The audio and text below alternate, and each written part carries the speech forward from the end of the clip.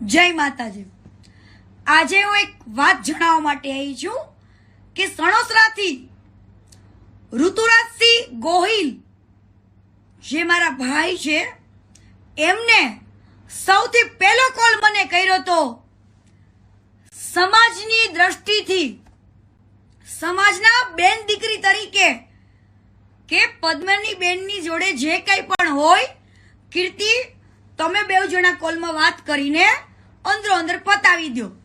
ત્યારે મેં એવું કીધું હતું કે વાંધો નહીં, જેમ કયો મારો ભાઈ, પણ પદ્મની બેન ફોનમાં વાત કરવા મારી જોડે રેડી નથી અને ઋતુરાજભાઈને બ્લોક લિસ્ટમાં નાખી દીધા સમાજના દીકરાને।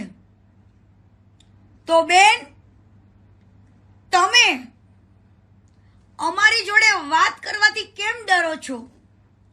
હું જે કંઈ પણ બોલું છું એ સત્ય જ બોલું છું અને એના પ્રૂફ ને પુરાવા લઈને જ બેઠી છું।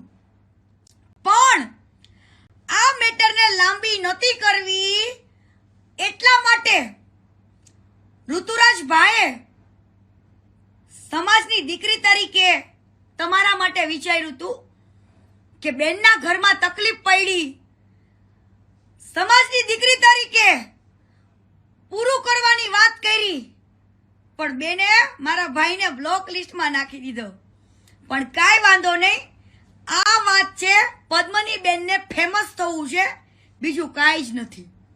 જય માતાજી।